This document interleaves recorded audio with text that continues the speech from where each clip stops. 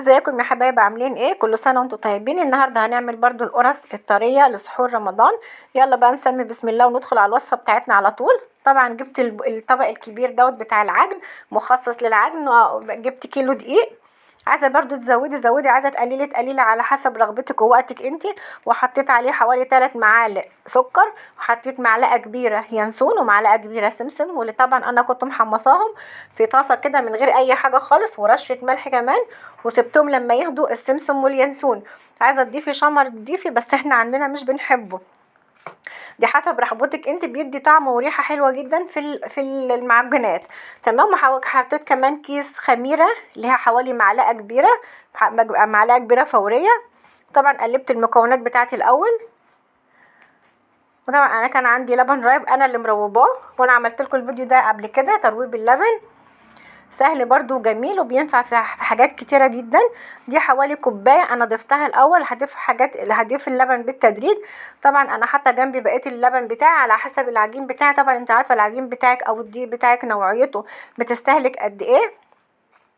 ببتدي اقلب شويه كده بالمعلقه الدقيق مع اللبن مع المكونات اللي انا حطيتها. يعني حطيت الدقيق واليانسون والسمسم والخميره والسكر ورشه الملح زي ما انت شايفه كده. وببتدي ان انا اقلب شويه لحد ما كله يختلط ببعضه، وبعد كده بنبتدي نعجن بايدينا. حطيت كمان حوالي ربع كوبايه لبن. هنعرف دلوقتي خد مننا قد ايه لبن دلوقتي معانا. كل سنه وانتم طيبين. مفيش غنى عن القرص في سحور رمضان. واللي ما اشتركتش معايا في القناه تتفضل وتنورني وتشترك معايا. انا كونية محمود، يا رب تنوروني كده وتشرفوني. بنبتدي بقى نلم العجينه بتاعتنا شويه بشويه. وطبعا بنضيف السوائل دي. كده خدت مني كوبايتين لبن رايب. تمام. زي ما انت شايفه كده بنبتدي نلم العجينه بالراحه.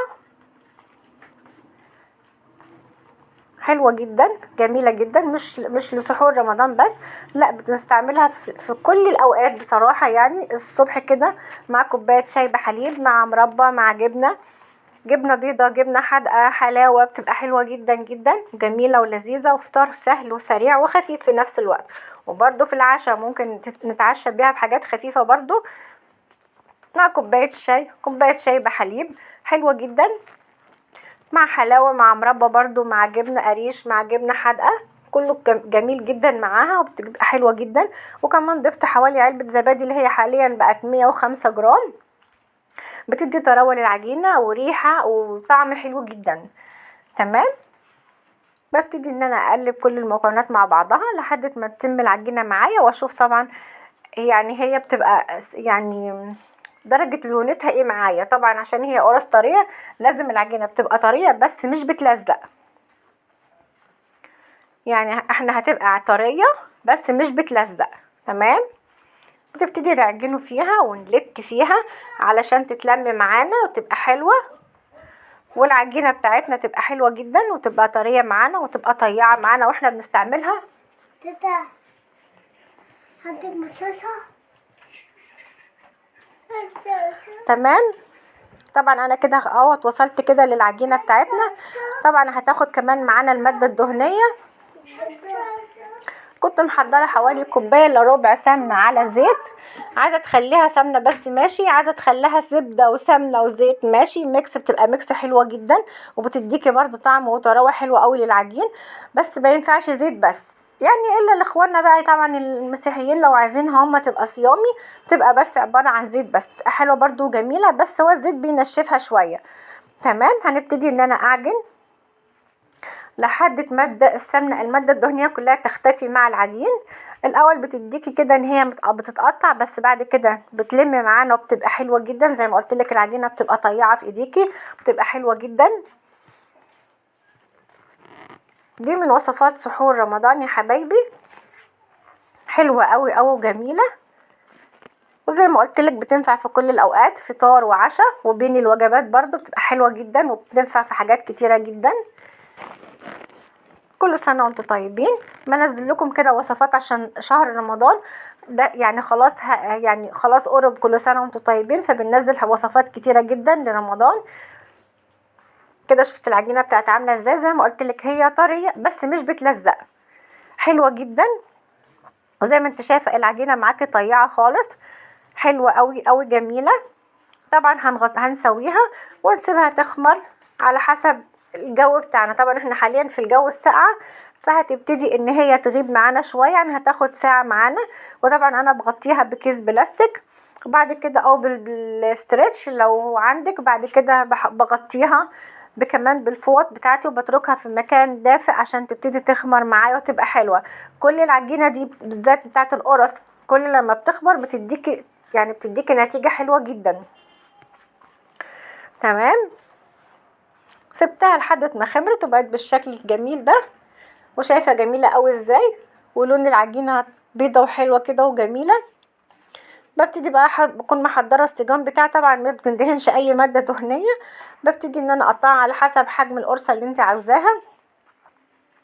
برضو بتقطعيها وبتسيبها، ممكن تقطعيها على طبق كبير او صينيه كبيره، وبتبتدي ان انت على الرخامه بتاعتك اللي هي نظيفه، بتبتدي ان انت بتبططيها كده على الرخامه، وبعد كده بتنقليها على الصينيه او تحطيها على طول على الصينيه وتسيبيها ترتفع معاكي حوالي 5 دقايق او 10 دقايق واحنا في الساقعه كده. انما في الصيف ممكن ترتفع معاكي مسافه 5 دقايق بس، بتبقى حلوه جدا.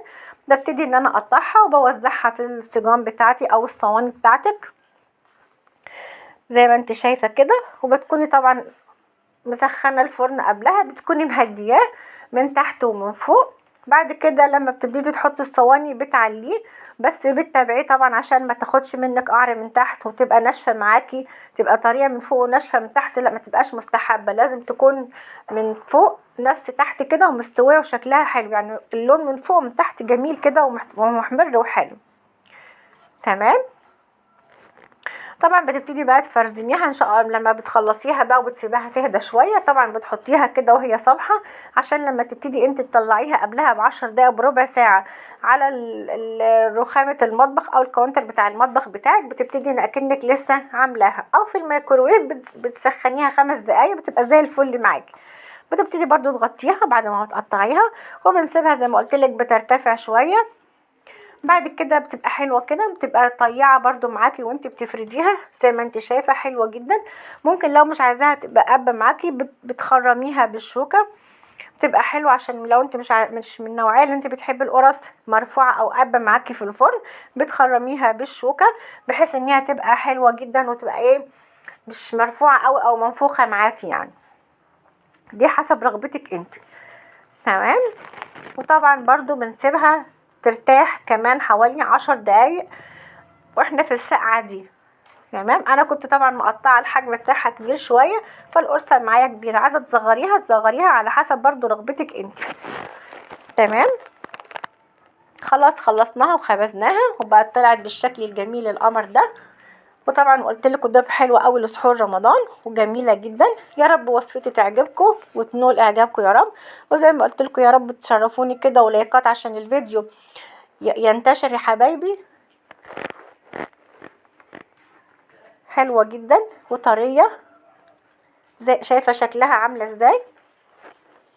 يا رب كده تعجبكم الوصفه بتاعتي، شايفين جمالها وقمرها. واشوفكم في وصفه جديده. باي باي، سلام.